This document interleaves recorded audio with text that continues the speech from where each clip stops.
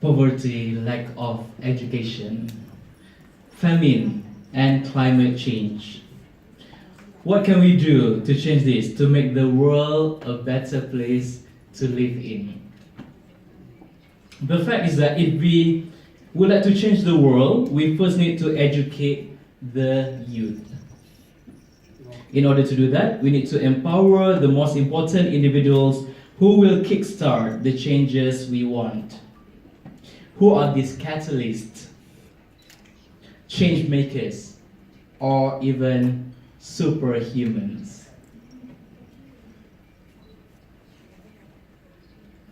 Teachers. That's why my project focuses on getting teachers to express and explain their beliefs and ideas. It is what the teachers in South Korea believe on, what they can do to create changes. Now, it's not just another ordinary English language class. It is a class which is inspired by a book on global education entitled Global Citizenship Education, Topics and Learning Objectives, published in 2015 by UNESCO. I would like to highlight teachers as the individuals who will convey the message in the book to the community, who will bridge the concept with practices. At the same time, the conventional and the conversational activities and intense discussions I have encountered help me to understand Korea and deepen my intercultural understanding. I'm truly indebted to Mr. Im Hyun Bin, although he couldn't make it today, from Seoul Technical High School for making this project possible and plausible.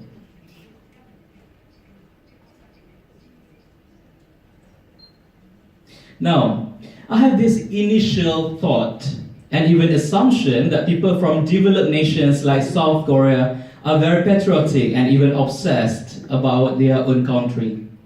Nothing could be further from the truth after going through a discussion. When I pose the question, what makes a country great? I ask them to pick only one country and the attributes that make it a great country. None of these Korean teachers pick their own country, which is South Korea. In fact, from the excerpts, you can see they pick third world countries like Nepal and Vietnam due to the nature, food, people's attitude and history, and even young people's population. Let me ask you a question. Does it mean the Korean teachers are not patriotic? Maybe. It is where you have to read and listen between the lines.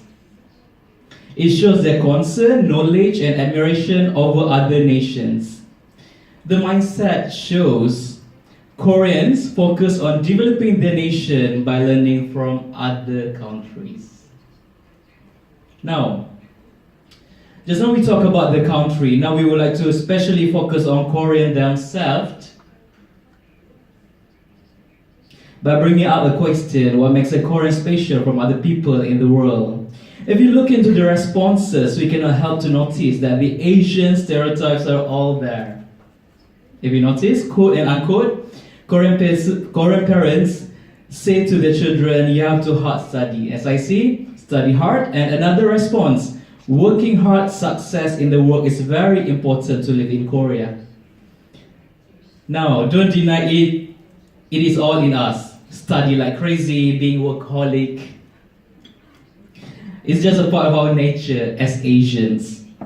The West do not like or agree with those traits they mention, but should we set our benchmark or standard according to the West? That's the question you should ask yourself. Congrats to Koreans for being bold to set the standard by perceiving education as their top priority, lifelong learning, and ensuring children's better future by saving money for their sons and daughters' education. For majority of us,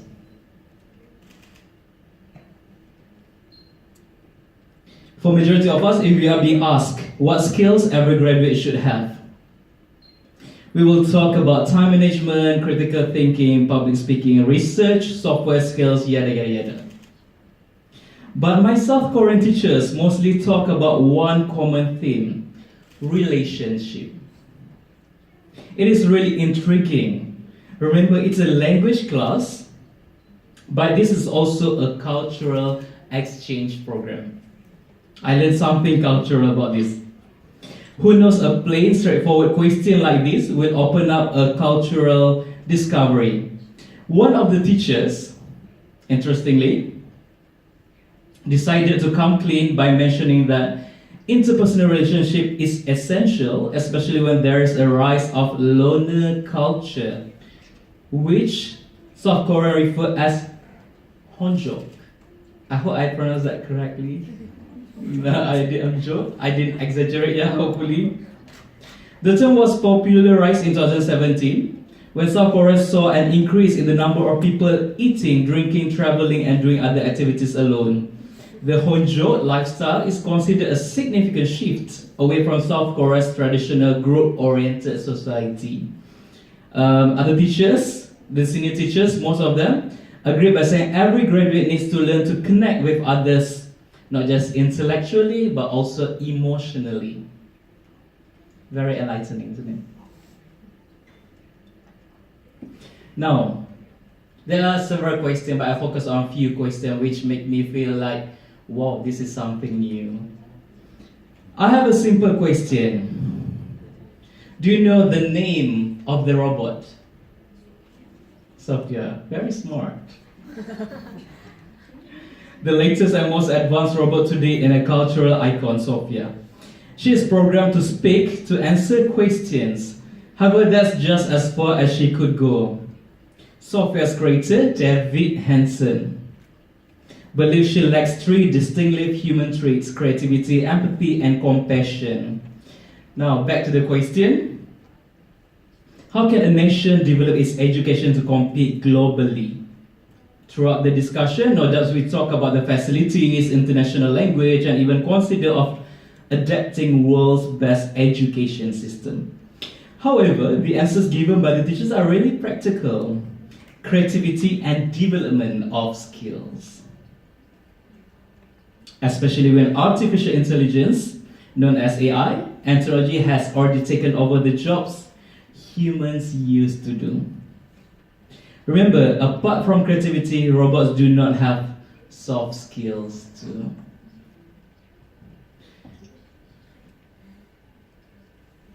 Last but not least, this question is very close to us as teachers or educators. What can you do as a teacher in making the world a better place? But the responses are even closer to our hearts, not just the question. From the excerpt, one of the teachers mentioned, I teach students to love each other, for example, to respect others, do to others as you wish to be treated. And the other stated to lead students to have positive thinking, so they view the world which is happy, beautiful, and wonderful place. What does this tell us? Anyone? The teachers emphasize on values instead of wealth, knowledge, or skills. They want students to become global citizens, becoming concerned not just about themselves and those around them, not just for the nation, but for the whole world. And that's what we admire about Korea. Not just the teachers, but Korea in general. What we love about them and why we think South Korea will play a vital role in sustainable development goals. That's all from me. Thank you.